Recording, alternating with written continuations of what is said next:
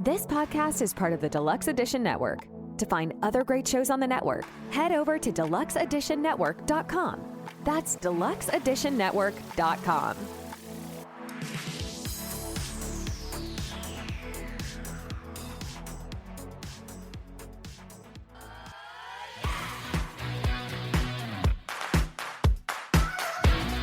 Coffee-fueled stories.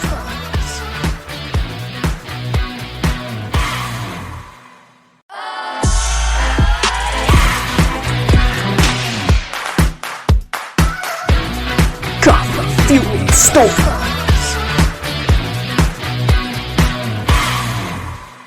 Hello, hello, hello. It's me, Michelle, your pocket DJ and host of Coffee-Fueled Stories, a show where storytelling and coffee hang out. Today's guest is horror author Rebecca Rowland. Hello, and welcome to the show.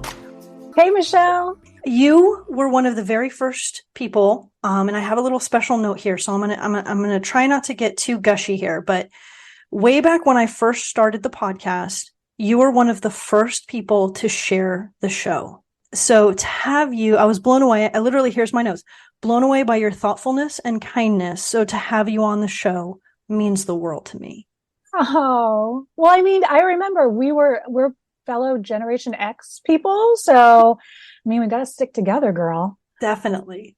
We're going to talk about that book as well, but the main reason you finally are here. So we've tried to get you on the show like 5 times now, and your crazy schedule, which is awesome. This is huge. I love that you're all over the place, and we're going to talk about that too. Okay. You just came out with this awesome book, White Trash and Recycled Nightmares. Yay. Oh my God. So before we deep dive into the book, I want to talk about the cover. Yes. Do you remember the Highlights magazine as a kid? Like when you're waiting? Of course. Okay. Yeah. Right. I know what you're going to say. I know exactly what you're going to say. Yes. The hidden pictures in the magazine. And then your cover has hidden things without giving any spoilers. Yeah. But I wish I had like a magnifying glass, because I know you have sickness things in there and I want to see them all. Yeah. I have to credit Anthony Galatas. He's the cover designer. He is awesome. And I made a poster to actually have up behind me at cons of this book cover. The poster, because it's 6 feet tall, it makes it a lot easier to spot. Like if you buy the book, you do sort of look and you're like, wait, is that? And then you sort of catch what it is, right? Which I really like. The poster, it's a little more obvious, but I know that there are a few people who had seen the cover and then they saw the poster and they're like, oh, wait, I didn't catch this. Oh, I didn't catch this. And yeah, it's so smart because it captures exactly what I sort of wanted to put out there with the collection, which is, there's a series of stories where everything appears to be copacetic and it appears to be sort of normal. But if you look a little closer and you read a little further, something is very, very wrong. So, Anthony, holy cow, he's a genius. So it's a great way. It's a great segue. It's definitely a great way to dive in and jump into that. So I'm going to ask you some questions about the book, but let's talk about the music that you've got with the book. So you start out with 9 Inch Nails, The Collector. Yeah. Why that song, and what is the story behind that song? I mean, I thought that those lyrics really encompassed the theme and also sort of the mindset that I was in when I was putting together a lot of these stories. And it also was really true with my first collection with Horrors Hiding in Plain Sight. I mean, so many of my stories, they start with this sort of inkling of something that I'm familiar with, whether it's a nightmare that I've had, or it's an experience that I've had, or a place that I've gone that just sort of evokes something. But I store it away. And then later on, it just sort of I don't know, I'm just vomit it up and it becomes this other thing. And so, and I'm a diehard Trent Reznor fan. In fact, I looked down, I thought I was wearing my Nine Inch Nails shirt today because I wear it constantly. I love his lyrics. I love just about everything he does. So, and I thought that snippet of lyrics really fit. Yeah. Before I even got into the book, there were literally two things, and it was the cover and the song. This is how it's starting just with the cover alone. And now we've gone into this song. And I was like, okay, now I'm ready to dig in. So this is the question sort of related to music and not related to your book, but in a way it is. If you could meet any musician, who would it be? Dead or alive, it doesn't matter. It would probably be, just off the top of my head, probably Trent Reznor. But who else? Living or dead? Tina Turner would be another one for sure. David Bowie, Prince. Gosh, there are just so many. I was so bummed when Bowie died. I love, everything that he's done as well. Yeah, that's a really great question. But I guess if I have to go with a living one, it would have to be Trent. Nice. And then and this is the last of the music stuff until we get to the Generation X stuff. Oh, yeah. What was your first concert, gig, or show? Okay, well, I had tickets to see Bon Jovi playing with Cinderella, and nobody do the math on that, please. But I remember this very clearly. I failed history, and it happened to be the concert was on the same day that report cards came out. And I just wasn't savvy enough to, I don't know, not have my parents find out. And so I had tickets and I wasn't allowed to go. So I guess I can't count that. So then I think the next one would have been Aerosmith and Skid Row. It was the concert where Sebastian Bach threw the bottle into the audience. That's the one that I was at. But I really had gone there for Aerosmith. It was, I think, the Permanent Vacation tour. And they rocked it. They really rocked it. Let's switch back to your book and short stories. Why short stories? What is it about? What's the appeal for you? It's funny you should ask that because I was just thinking about this yesterday, thinking about when I first started writing, because I was listening to an interview with an author that I know who was talking about how he always writes long. He always writes, novellas or longer. And I thought to myself, like, why am I always writing short stories?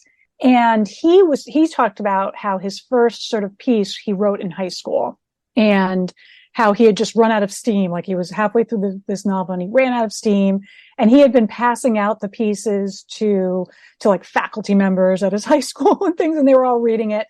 And then he just ran out of steam, and it was sort of just self-defeating, prophecy where he was like, oh no, now I'm never going to be a writer.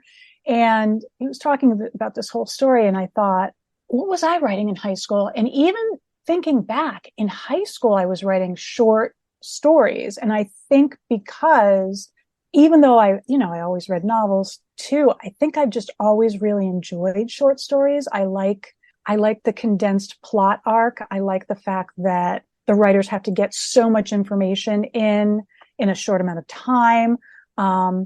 And to be perfectly honest with you, I don't like most of my characters enough to spend months and months and months with them.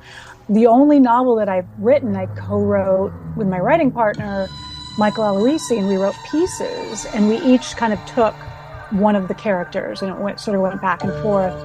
And even my character, Dennis, who is the serial killer, I mean, as much as you can like a serial killer that's depraved, I didn't mind him, but after a while, after 2 or 3 months, I thought, I'm done. I'm sort of done with him. I don't think, and we even talked about doing a sequel, and I thought, do I even want to spend time with this guy again? Like, not Mike, I meant the serial killer. I just, I like having this really short, intense love affair with these creepy people that I never have to look at again, I guess. Yeah. I have a few other questions about writing and becoming a writer. So, did you always know you were going to be a writer? I always wanted to be a writer. I was that kid that took like the spiral bound notebooks and wrote sort of my own little stories in them. And this isn't sort of a derogatory remark about my parents. My parents were very pragmatic, very, very pragmatic, to the point where, you know, when I was applying to colleges, you know, they were very clear, like, Rebecca, you need to pick a major that you're going to be able to support yourself in. And because originally I'm like, oh, I want to be a writer. And they're like, yeah, that's not happening. Like that's like a pipe dream. I sort of know now, especially, you know, working with teenagers and sort of seeing their career options. And now also working in the writing business, I do see that there would have been options, but I don't think that I knew enough about the career to be able to explore those options and be able to sort of seek those out. I do know of people that have worked as freelance writers, you know, forever, for almost their entire career. They've made a career writing, and maybe I could have done that. But yeah, I went to college originally. I entered as an advertising major, and then I switched to film, which did not make my parents very happy. They were very upset about that. Because once again, that's another, how are you going to feed yourself, Rebecca? And I finally settled on, I have a double major, bachelor's in English and psychology, neither of which you can do anything with a bachelor's degree. But so, haha, mom and dad, I foiled your plans. Yeah, I mean, I always just continued to write. I just never thought that I would ever make a career out of it or even make any money out of it. So when I first did make money off of writing, it was sort of like a nice, like this is a nice bonus. And then when I made more money out of it, I thought, wow, wait, maybe I should have started doing this a long time ago.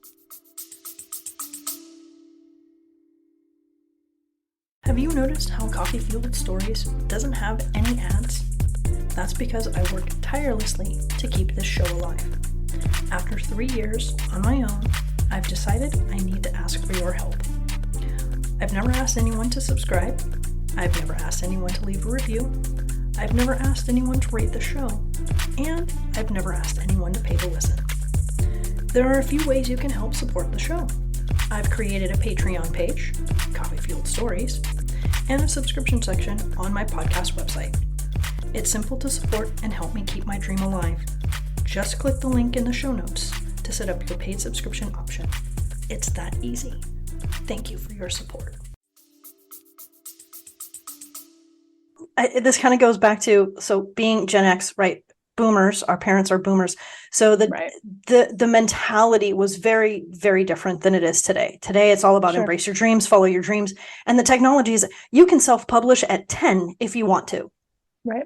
That was not an option, right? And becoming a writer, like everything that you're saying, I can literally relate to, because that's exactly what my parents told me.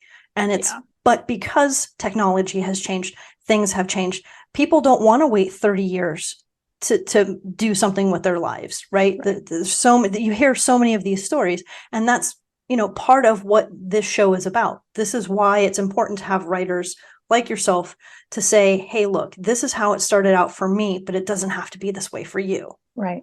And don't get me wrong. And I do want to reiterate, like, my parents were just, yes, I was very fortunate in that my mother was a uber feminist. And even though my father was not, she made sure that my sister and I never, ever thought we were anything less, because we were girls. And we grew up thinking that we could be whatever we wanted to be, and that we didn't need a man to support us or a man to approve of whatever we were doing. And I really have to credit, especially my mother, for that, because I sort of went into the world having that confidence, which was nice. It was nice. And she pushed me to make sure that I never had to rely on someone else, and to just, if I was with someone, it was because I wanted to be with them and not because I needed to depend on them financially. Absolutely. Make sure you don't ever have to rely on anyone. It was that concept and that philosophy of make sure you can feed yourself. It was really, really simple. Yes. Can Yeah. you get a degree that makes sense? And, Yeah. it wasn't about getting a degree in underwater basket weaving, because that was always the example that they used to throw at me. Yes. She's like, get something practical. So my practical, pragmatic parents, your practical, like I said, it's just part of I think it was very much the generation. So Yeah. Yeah. totally, totally. And look at us now. Here we are doing the things that we Functioning. love. Doing the things that we love, We're functioning adults. Look at us. right? We can feed ourselves. Exactly. It's not ramen. I'm not eating ramen and macaroni and cheese. Right. I did Yeah. that, I when I was was in going to say, my we did 20s. it in our 20s. We were In eating our 20s. mac and Exactly. cheese. But yeah. Yes. Okay. Getting back to the questions at hand here. Do you still have your very first story, and how old were you when you wrote it? Oh, no. No. I would have to even think, because I know that I was doing things in elementary school and definitely in junior high, but I don't have any of those things. I know the last one that I can remember even finding a copy of, and I can't even put my hands on it now. My parents moved homes when I was 25, and just a big chunk of my sister and I's things just sort of disappeared because we weren't in the area, and they were like, listen, Yeah. we got to go. like it's got to go now. So, but I can remember writing some really dark pieces in high school, and finding one of those pieces in my early 20s. And the teacher being really surprised, actually, the teacher not calling the guidance counselor and saying, like, could you have a talk with Rebecca? I'm getting a little concerned about this. Because I do hear that story from a lot of male writers, really. I don't think, maybe it was because I'm female, and she just thought, well, she's just being silly, that gal. But yeah, a lot of it was definitely dark. It was never something sunny. I attribute it just to being like adolescent, angst or something, just being brooding or dramatic or what have you. But yeah, no, it's always been dark pieces. It's always been not necessarily, anything extreme horror, but definitely something darker with some sort of twist. That's what I've always wanted to write. Do you have specific music that you write to? Or do you have like a writing mug, outfit, specific time? Is there something that you do that's kind of ritualistic about your writing? No, in fact, I am one of those writers that needs it to be silent. I can't have any music in the background. I have trouble writing with someone else in the room. My writing desk, our house is very small. It's like 4 rooms. And so I just have this sort of corner that has this tiny, tiny desk. I ended up ordering it during COVID because it was just, big enough to fit in this tiny corner. And I just have my laptop there, and it's not I feel like I'm going to definitely have a need for some sort of physical therapy with my shoulders, because I know it's not quite the right height, but that's where I'll sit. And I think the only thing that I probably do consistently is I will write and write. And then, after maybe an hour, I'll get up, I'll walk into the kitchen, I'll drink a glass of water, walk around a little bit. And then I come back, sit back down, reread what I wrote, rewrite that, and then just keep going. And just sort of the cycle continues. That's it. I don't have to have like a special drink next to me. There's really nothing except I need it to be quiet. I'm one of those weird, everyone else I know is like, yeah, and I play this music in the background and this is going on. And sometimes there's even like, I'm going outside to like a loud ballpark or something. I'm like, what do you do? I can't even, that is unfathomable for me, because I have to hear the sentences in my head. And I think that if they're drowned out by outside stimuli, I can't do it. I don't know. Maybe I'm a little strange. Everybody's writing process is different. And you are here sharing your writing process. And your writing process is silence. It is. It is. And there's Mhm. nothing wrong with that. Thank you, Michelle. Others will say, me too, Rebecca, me too. Thank you. What have been some of the biggest challenges and or struggles you have faced as a writer, and how did you overcome them? Okay, so after, I would say probably about a year and a half ago, I just stopped hearing the sentences. And I know it sounds kooky, but the way I write is, if I hear it, I'll write it down and I have this piece and then I'll go back to it later and I'll reread what I've written and I can hear it again, what I heard the first time. And then I'll just sort of jump on that wave. I imagine it like an ocean wave where I just sort of jump on it, like body surfing. If you catch like a really nice wave, you can sort of ride it, all the way into the shore. And I was doing that for years and years and years. And it just was I guess I took it for granted because about a year and a half ago, I just stopped hearing things. I just stopped hearing the sentences, and I would get writing assignments or I would get a writing invite. And there were some that I just flat out, I turned them down because I said, I can't do it. I can't do it. I would sit in front of the computer and I would try to force something out. And I started to just get so down on myself. And some of the things I was producing, I knew it wasn't my best work. I would send it to, the editor. I could tell they were disappointed because they invited me to something and I gave them something that was, I think, in my opinion, subpar, really down. And then it just, all of a sudden, it just came back. I was invited to contribute to an anthology where I had to write a full novella. And I at first I thought, oh, I'm not going to do this. This is making it even worse, right? Because it's an even longer piece than I'm used to. But I just went back and I revisited notes that I had made, from the past year. And I started listening to music that I really enjoy. And I happened to fall upon a Def Leppard song. I'm just going to admit that right now. And I'm going to have no shame in loving Def Leppard. And out of it came the novella Rock of Ages. And I felt like I just got it back. So I don't know if I owe Joe Elliott something. I don't know. I don't know if there's some sort of magic that's sort of interwoven into his lyrics that I'm not aware of, or if I just got out of the funk. But whatever it was, I mean, I can tell people if you encounter writer's block like that, don't pack it in.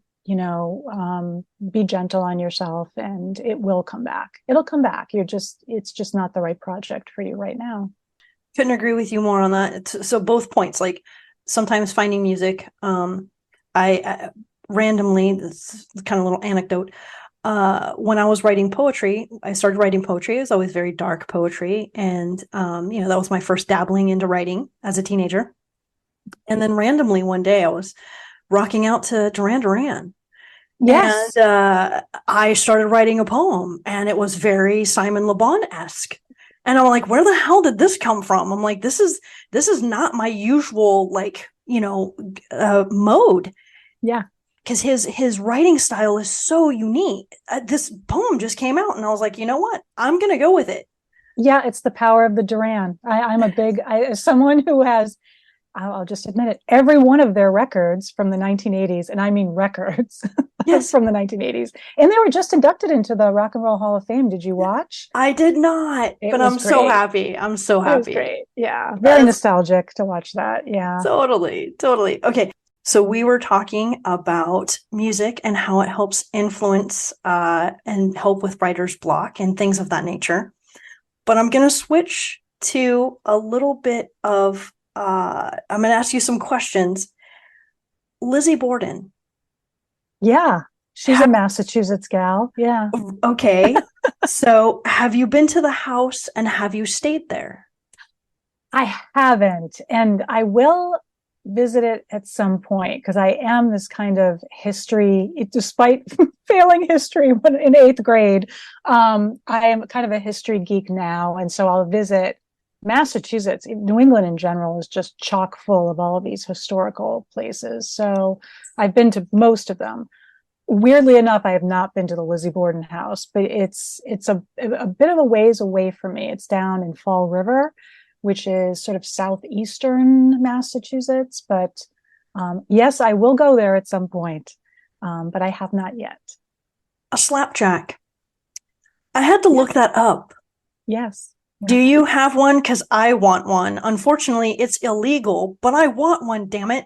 Okay, so they're illegal, I think, just about everywhere. So we're gonna not talk about the fact that there are weapons dealers. But legally, I'm not talking like I'm pulling up to like a truck somewhere. Straight turn into the opposite direction of writer's process. Right, like the FBI is all breaking down my door now. There are weapons distributors in some of the more, I don't know, we'll say looser states like West Virginia that will sell all of these weapons for you. It's yeah. So I have held one. I may actually have one in my house. So if anyone has the wrong, if they have the sort of the how should I put this? If they ever have the inclination to break into my home, they will be very, very sorry. So I can say that.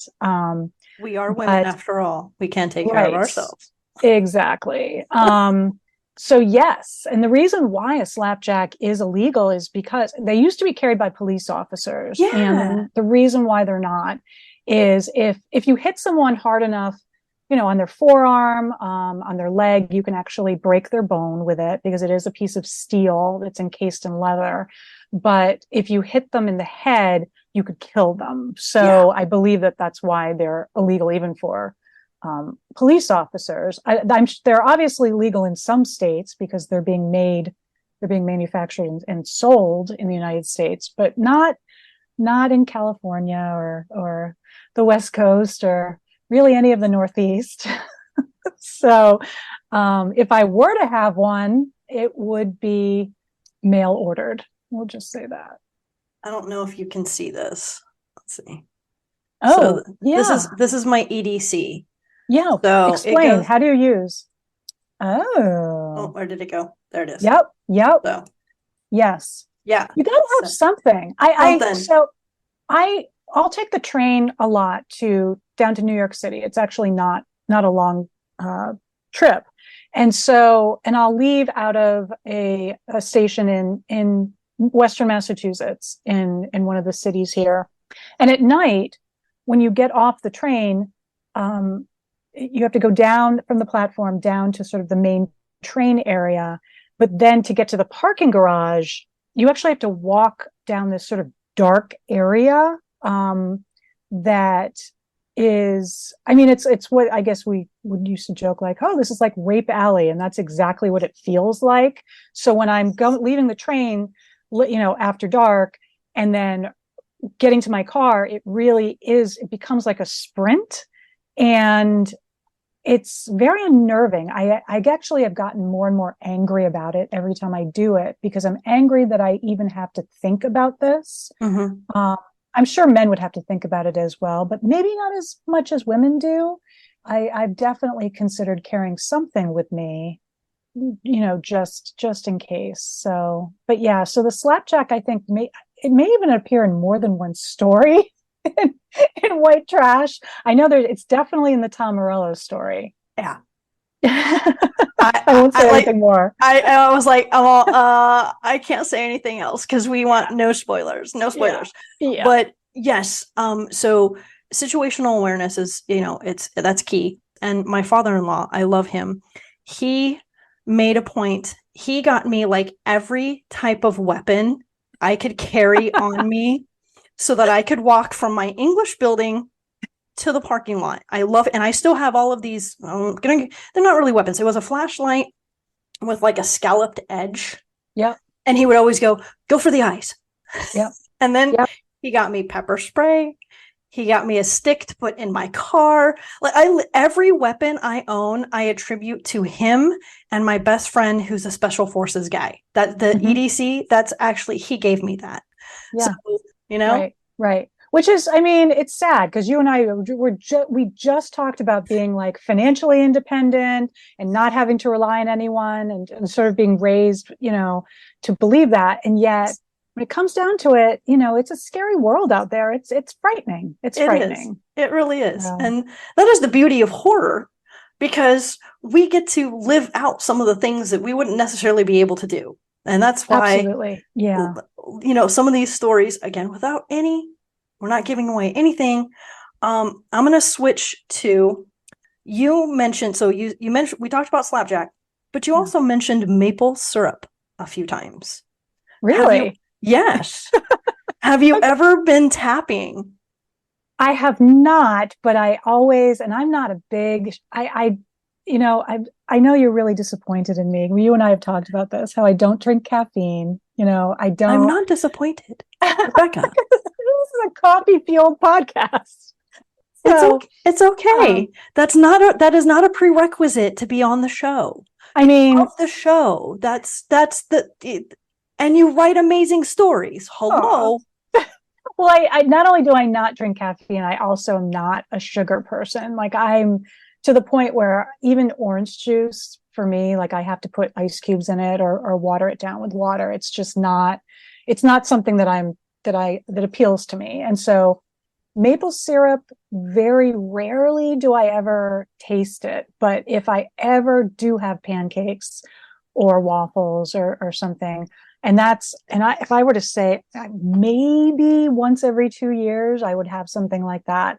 It always has to be, I'll only do it if it's like really good maple syrup, and the real syrup, not sort of like the sugar substance that you might find, but the stuff that really, you know, Vermont is really close by. And so they make the best. I mean, I can't, you can't argue with that. So that's why I'm asking. I'm like, you're right next door. I'm like, yeah. Why would you get the fake crap? You don't need the fake crap. You're right next to the source, the best. Yeah.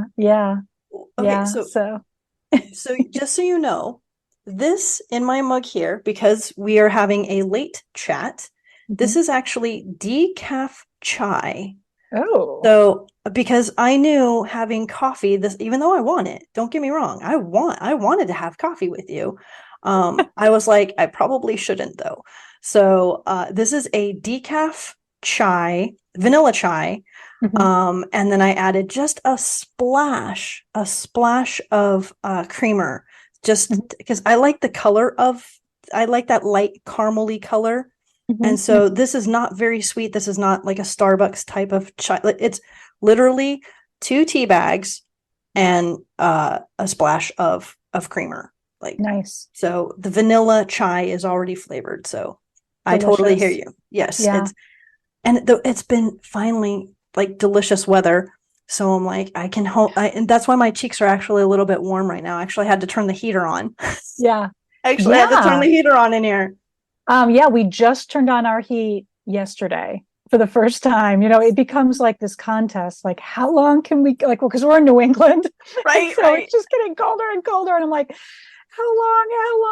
Like I'm, you know, piling blankets on myself, and finally we just broke down. Usually we make it until Halloween, but not this year. Not this year. We broke down. Totally. I like I said, I normally don't, I just didn't want to be I didn't want to be sitting here freezing my butt talking to you. I was like, that would not make for a good chat. So I was like, I'm just going to crank up the heat a little bit. So, and it was, you know, like 62, you know, like it's not, if it was like 70 or 80, I would be sweating. So I like it. Actually 65 degrees is like my favorite temperature. Like if I could have 65 all year, I would. Yeah, I'm weird like that, I guess. Yeah. Okay, let's get back to the book. Okay. Over the weekend, I sent you a few responses to your stories. Yeah. Can I share some of those responses with the listeners? Yeah, for sure. And no spoilers. No spoilers. Okay. I promise. Okay. So for your layover story, this is my response. I didn't send it to you, But this was my response after I read it. Oh shit. Oh shit.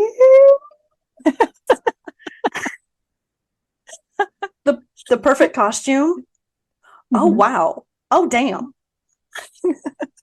And then of course, New and Perfect. This is the one where I was like, Jesus fuck, Rebecca. You know what? If you want to leave a review, just put that. Okay. just put that in Goodreads. You got it. I'm done. I'm all about being concise. Yeah. I love concise. What are some of the reactions you've been getting besides my DM? Have you gotten any other responses from these stories? Yeah, no, I have. Some of the bookstagrammers that Dead Sky sent the book to have been so kind. They posted in their stories, and then they've sent me like a private message saying very similar, like, holy shit, this is actually really good. I don't know if they didn't expect it to be good, or I'm glad that they were pleasantly surprised. And I take that. I mean, I'm really, really honored when someone reaches out and just to tell me that they like something that I wrote. I thought that was very kind of you and of everyone that has done that so far. The book came out on Tuesday. Unfortunately, the distributor did not, a lot of the stores such as Amazon and Barnes and Noble did not order as many copies from the distributor as I think they anticipated. They didn't anticipate selling as many as they did. And a lot of people who pre-ordered the book are still getting emails saying like, it's still out of stock. Do you still want it? It's not going to be here for another 2 weeks, which at first I was panicking about, and I'm like, how is this possible? I have been told that the books have been, like, the distributor's been contacted and that they're speeding all of their supply, all of their stock to these stores to sort of get the orders out.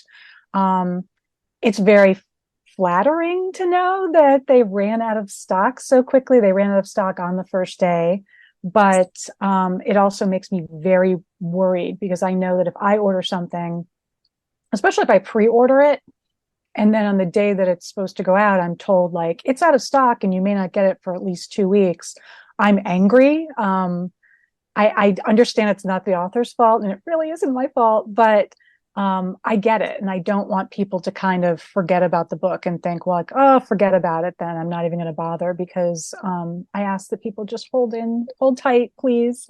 I promise you the book will come. And so far the responses have been good. So please give it a shot. And it's actually, this is also why this podcast exists, because these are some of the issues that authors, writers run into. These are the things that are out of your control. And I mean, you could make yourself crazy, you can make yourself sick about it, or you could just, talk, like you said, try to, reach out and say, hey, we appreciate this, but it's coming. And that's to let others know that this is one of the pains of that writing process, unfortunately. Yeah. And Dead Sky it's a good publisher. I mean, this just happened, I mean, it happened. So I'm hoping they will be back in stock soon. So, but I am very, very pleased at the response so far from the people that do have copies. I've been very pleased. And I'm going to gush a bit. So, and we will get to Generation X here soon. Yeah. Because so the difference is when we first started chatting and doing Instagramming and things of that nature, everything that you were involved in was pretty much your editing, and they were all anthologies. Right. And so this was actually my first taste of your writing. And so it was really cool for me to experience this.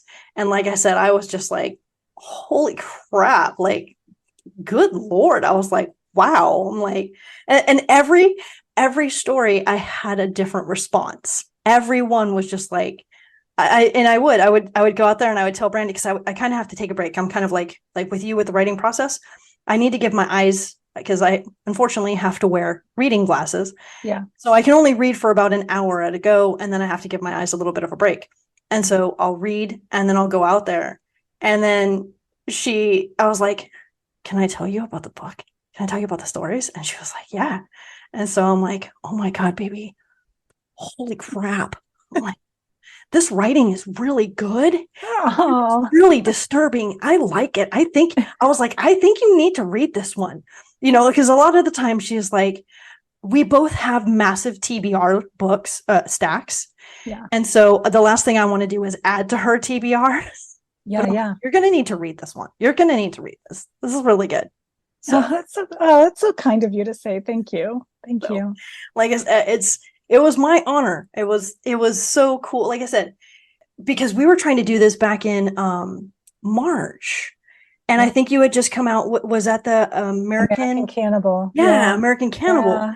And so I didn't get a chance to taste any of that writing. So I got this one. And like I said, I don't know. I just think I think like to have the bookends for me with your anthology of the Generation X, and then to have this one, I think it was like the perfect pairing. So I don't know. It's kind of like cheese and crackers. Like, I think it's perfect.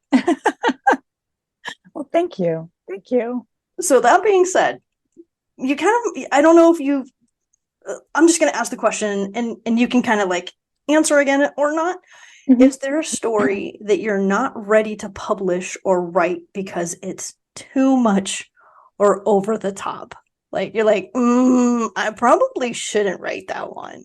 I mean, it used to be that way. It used to be that way. There was a story that I wrote that ended up in my first collection that I was writing a different story and I just got sort of distracted and I ended up starting this other one. And it was about a man who worked as a nurse who had a very strong fetish of tying up women in ways that your joints don't bend. Like he wanted to sort of form these odd tableaus of women, and he would have to sort of drug them and then break different parts of them to sort of put them in these tableaus. And really, I mean, horrible, very sort of, if I look at it now, it's very misogynistic. And I was writing it, but I was like, I really want to write this story. And I flew through it. It was just one of the easiest stories to write. It's one of my longer stories. And I remember talking to my publisher and saying, like, I can never publish this story. And he gave me the best piece of writing advice that I've ever gotten. And I continue to sort of pass on. And that is, don't ever write for someone else's expectations, write for you. And he said, give me the story, put it in this collection. And I did. And it ended up being one of the better reviewed stories. It ended up appearing in the best hardcore horror of the year collection. And so ever since then, if I want to write something that's really inappropriate, I just do it. I do it because I don't have kids that I have to protect. I think that if I had more responsibility, I might be more apt to hide some of the darker things that I might want to write. There is one thing. I was going to write this story. I had this idea about a man who decides to use his car to mow down people, and just out of anger. And I had it all sort of planned, and I had these pieces already written. And then I work as a high school teacher. 2 years ago, a student at my high school was run over by a school bus, and it was really one of the most horrific things I had ever heard. She died, and her friends, I just seeing them, it was one of the most horrible tragedies. And I looked at the story and I thought, I can never write this story now. I just can't. Even though it would have been a different situation than what happened to this kid, it's just too real and it's too raw, I think now. So that is one, I think, exception. I think that if I had a very personal connection to something very horrific, I don't think I'd be able to write about it. I think one of the reasons I can write about some of these things is because I can put a distance between the horror and me. Yeah, if that makes any sense, I guess. Absolutely. No, totally. And then last question. So you always knew you wanted to be a writer, but what drew you to horror? Why horror? I don't know. I think that I really need therapy, Michelle, and this is my free therapy. I have no idea. I just liked scary things when I was a kid. You know, when I went to the amusement park, my favorite ride, I never liked roller coasters. I don't mind heights, but I was never an adrenaline junkie where I wanted to go on the highest Ferris wheel or the fastest roller coaster or the loop-de-loop or anything like that. I wanted to go in the haunted house. That was my favorite attraction, hands down. It's just Halloween was always one of my favorite holidays. I liked the spookiness of it. I liked that whole culture around it. And I don't know why. My father was a big Stephen King reader. I was an early reader. He taught me to read. And I think that he was a role model for me with reading. And so I picked up what he was reading. And so that's part of it for sure. But I think it's just sort of a whole mishmash of just things. And I think with horror, we have so much freedom to explore things that maybe we can't, that might not be appropriate for other genres. I think horror is very accepting too of people that don't fit into very prescribed boxes. And I like that. And I don't know. I really enjoy it. I like the twist of it. I like the mystery part of it. I like the suspense part of it. I like the fantastic part of it. And I like everything about it. So I guess it's not one thing. It's just a perfect storm. It's multifaceted. Yes. Yes. I love it. Awesome. Thank you. All right. Generation X and 80s life. We kind of tapped into it in the very beginning, but this will bring us full circle. Okay. Doc Martens. Do you remember your first pair? I still own them. Awesome. Were they Oxfords or boots? And boots. How many eyes? Oh gosh, I don't know. Oh no, I don't know. I don't know. Are they like really tall? Are they like super high? No, they're not super high. They're like just above my ankle. Probably 8. 8 was the standard. That was my first pair. 8 eyes. And then mine they're like a dark maroon. One of my cats used them as a scratching post at one point. I was like, but I bought, oh my gosh, they're decades and decades old. I still own them for sure. Yeah. That's awesome. Did you do any special lacing? Do you remember that there was special lacing for the boots? I didn't. Tell me about yours. Did you, okay. You're going to love this story. Yes. This is classic 80s. Dude. Okay. I worked at a little bistro in my little town. I was 16. I put my first docs on layaway. I paid those in 3 installments. They were $119. Yeah. And I was so broke ass. And my parents were like, no, these are what you want. You work and you buy them. And I did. Yeah. I went down. I had to drive half an hour to the mall. And I drove half an hour to the mall every Saturday because I worked on Fridays. I drove on Saturdays because it was my day off. I would pay my installment of my boots. Uh-huh. And then on my third payment, they were mine. That's so exciting. That's $119. I couldn't pay $119. I had to install them. I get it. I got to be honest, though, those docs that I have, I bought them from a consignment shop because I couldn't afford them. They were so expensive. but obviously they're really well made. The fact that Yes. mine are still holding up today. Yes. Yeah. Yeah. I slept in mine. I actually slept in them the whole weekend. I earned the right to sleep in those, and I did. I went to a friend's house, and I call it a party. It wasn't really a party. We just hung out after like work and school and all of that stuff.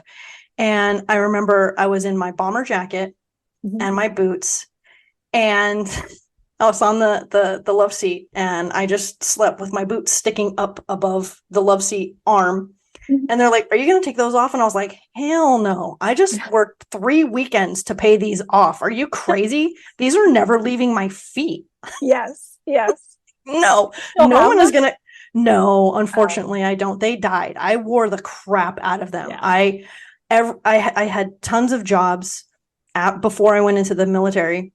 Yeah. And so I was a pizza delivery driver. I was a pastry delivery driver. I worked at a coffee shop, and then I went to school.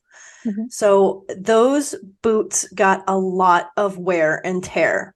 Yeah. I got my $119 out of them. For sure.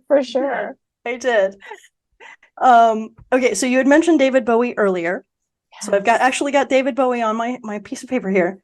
Yeah. Labyrinth. How many times did you see the movie Labyrinth? I've seen it. Rebecca? I've only seen it once, and I'm going to tell you why. Okay. I find like puppet type creatures to be unsettling. They do. That whole sort of movement that was going on in the early to mid 80s, like the Fraggle Rock and Dark Crystal and Labyrinth and all of them, they were really these things that for some reason, like I could sit through Aliens. I could sit through The Fly, with Jeff Goldblum. Yeah. I could not sit through these like anything that had like dark themed puppets. For some reason, they freak me out, Michelle. Even thinking about them now, they're kind of freaking me out. I mean, David Bowie was, sexy, but I mean, it's he just, I don't know. It couldn't balance out for me. I think that particular movie, although definitely an 80s poll, that's a 1986 poll for sure. Yeah. For sure. Yeah. Oh my God. I actually had it on VHS. So I would watch it. I don't even know how many times I've seen it. I used to be able to quote it, but unfortunately, there's been a lot of time since then. Yeah. Okay. MTV. Yes. Did you come home and like watch MTV? Like, did you love MTV? Like, were you a product of MTV? Yes. And when we were one of the last houses on the block to get cable. And I remember when my father hooked it up and I turned it right to MTV. And the very first video I saw was Rio by Duran Duran. As a matter of fact, bringing it all back, Michelle. Bringing it back. I love it. Yep. Absolutely. Huge MTV fan. Huge. That's awesome. Okay. So you probably, I don't know if you're going to be able to answer this, but I'm going to ask it anyway. Okay. Zima, Bartles and James, or Sun Country? Did you ever try any of those? Absolutely. Bartles and James, Key Lime. If they re-release that today, I would be waiting outside I almost call it the package store. That's what we call it up here. The liquor store. The Packy, because I'm from Massachusetts. I would be buying that in bulk. I'm sure it's 100% sugar and maybe 1% alcohol, but I can remember tasting it and thinking it was delicious. And Zima, yes, I think they need to bring Zima back. And maybe I'm making it into a better thing in my memory. I'm sure that if they brought it back, I'd be like, what is this swill? What am I even thinking? Totally. But yeah. Sun Country, is that what the third one Sun was? Country, yeah. It came in a 2-liter bottle. It was god awful. It was like the same color as Mountain Dew. It had like this very vibrant yellowy green color. And I just remember it was in a big green bottle. That's what the kids were drinking. Yeah. I do remember that from the 80s. Yes. So Generation X, how did that book come about? What was the yes, please. Yeah, no. I was pitching my next anthology to Dark Ink, and I had just noticed that a lot of the horror writers that I had befriended in that, like the year previous, were all sort of my age, which was really neat because we had these, like you and I, we have these touchstones that we could talk about and say like, oh, do you remember this? Do you remember that? And it was so nice to have that additional thing in common in addition to horror. And so I pitched it to Dark Ink, and they were like, sounds awesome. And it was an open call. But I specifically invited 3 of the writers that are in there, because I wanted to work with them. I'd worked with them either on other projects, or I had just known them and I'd read their work. And so the 3 that were invited specifically were Glenn Barris, who wrote the Paper Dolls one about the Exorcist being banned in Great Britain, Elaine Pascal, who I knew because she used to do a Women in Horror Month piece every year, and she published a series of my stories from year to year in her Women in Horror Month. And then the third one is Rob Smales, who wrote the horror comedy, The How I Met Kurt Russell, who I just adore his writing. His writing is so smart, it's so sharp. And so I said to him, like, can you write something for this? And I knew we were only a couple of years apart in age, and sure enough, the 3 of them delivered. And the open call, it was really difficult to narrow the pieces down. We really got a lot of submissions, but I every one of these writers in this collection were so wonderful to work with. They were just so wonderful. They were good natured. They were easygoing. They promoted the anthology, and they were just cool to talk with. And some of the stuff that they come up with, all the different like subgenres of horror, everything from feminist horror to comedy to slasher, everything from the Satanic Panic to MTV, to, blockbuster video stores. They're all sort of in there, which yeah, I had so much fun putting that one together. It was a lot of fun to read. As a Gen-Xer, like, it was very nostalgic for me. So it was like I said, it was the perfect bookend of stories to start with, because I did read that maybe a year and a half ago. Yeah. And then to read your stuff, like I said, to have both of those and to be able to talk about both of those with you, I was just like, my day is made. So last 2 questions. Do you anticipate doing another Generation X where you have other authors doing that same time frame, or are you going to take us into the 90s and the 2000s? Like, I don't know. I mean, and people keep asking me what my next project is, and I keep kind of vacillating between doing another anthology, working on this novel that I have an idea for, or putting together the rest of a 3rd short fiction collection, which I have about 3/4 of the way done. I'm just not sure. Right now I'm on hiatus. I'm taking like sort of, October to not do any writing. November, I'm going to get back on the horse, but I don't know. I mean, maybe it'll be back to an editing job. I don't know. I don't think it'll be time centered. As cool as it was to do Generation X, I feel like it sort of stands alone for me. And I don't want to touch it too much. It's kind of like, it's like the Halloween movie. They should have never made that Halloween 2 movie when Jamie Lee Curtis is in the hospital. They just, they wrecked it. So I don't want to do that with this book. Makes sense. It's excellent analogy. But you have to admit, Halloween, 20 years later, right? Yeah, they did a pretty good job on that one. I'm Jamie Lee on that. She can. Talk about 80s icon. All right, Rebecca, this has been a true pleasure, and I can't thank you enough for your time.